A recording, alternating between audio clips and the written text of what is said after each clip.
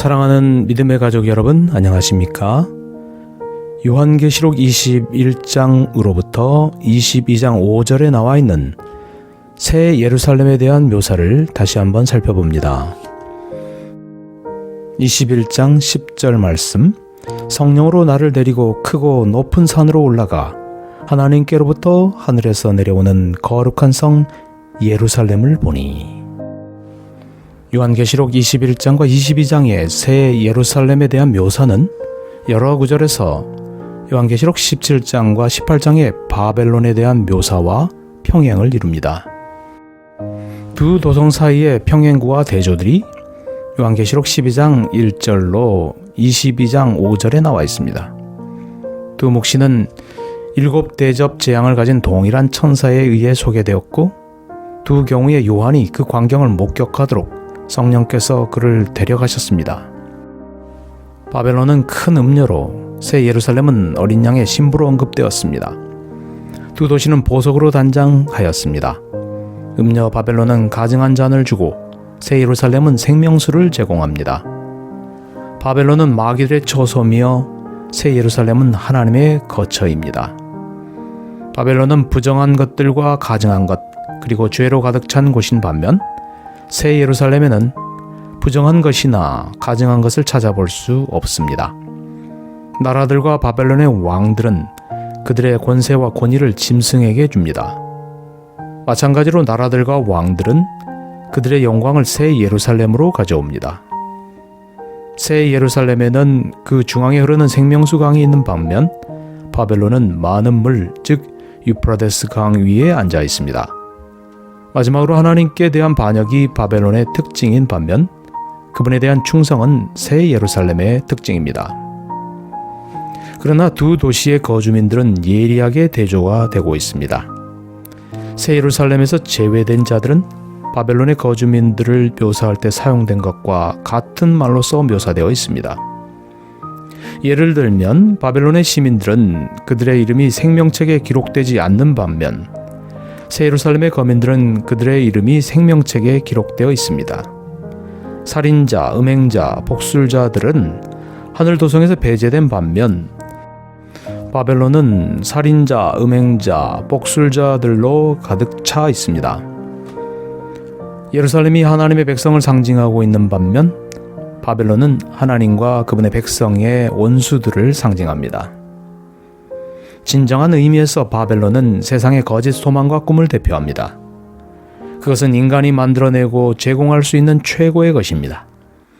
바벨론은 죄인들이 바라는 번영, 돈, 권력, 성공, 감각적인 만족 등을 제공합니다. 요한계시록 18장에 일련의 애곡이 말하듯이 바벨론의 멸망으로 인간의 모든 기만, 희망, 그리고 꿈이 파산되는 것은 당연합니다. 다른 한편으로 새 예루살렘은 분쇄된 꿈과 헛된 소망에 대한 하나님의 응답입니다. 하나님께서는 인간이 꿈꾸고 고대하는 최고의 것을 제공하십니다. 그것이 바로 하늘 도성입니다. 그 도성은 전 역사에 걸쳐 살았던 하나님의 충성된 백성이 모이는 곳입니다. 그 문들은 사방으로 활짝 열려 있어 모든 인종적, 종족적 또는 언어적 집단을 받아들입니다. 모든 장벽들은 제거됩니다. 그 도성에 기꺼이 들어가기 원하여 조건들을 이행하는 자는 누구든지 환영받습니다. 보다도 새 예루살렘은 충성된 자들 중에 거하시는 하나님의 이상적인 성전으로서의 기능을 합니다. 그 도성은 구약 성소의 지성소처럼 완전한 입방체의 모양으로 제시되었습니다. 그것은 오랜 세월 고대하였던 하나님과 그분의 백성 간의 연합이 이루어지는 곳입니다. 에덴 동산에서 추방된 이후로 인간은 하나님과 분리되어 있었습니다. 성전 봉사에서 오직 제사장들만이 하나님의 면전에 가까이 할 수 있었고, 일반 백성은 중보자를 통해서만이 하나님을 대면할 수 있었습니다. 새 예루살렘에는 성전이 필요치 않으니 이는 그 도성이 성전 자체이기 때문입니다. 하나님께서 친히 그곳에 거하실 것이며 사람들은 방해를 받지 않고 그분의 면전으로 나갈 것입니다. 이전에 지상성소에서 대제사장에게만 허락되었던 하나님의 면전에 나아가는 특권이 이제는 하나님의 모든 백성에게 허락되었습니다. 여기에 더하여 고대 성전에서 속된 것이나 가증한 것은 자리가 없었던 것 같이 부정한 자는 새 예루살렘으로 들어가지 못할 것이며 생명책에 기록된 자들 외에 가증한 일 또는 거짓말하는 자는 누구도 들어가지 못할 것입니다. 그러므로 요한계시록 21장 1절부터 22장 5절은 새 예루살렘을 실제적인 장소로 제시합니다. 그러나 하늘의 실체를 묘사하기 위하여 사용된 모든 상상적인 언어는 부적절하며 충분치 않습니다.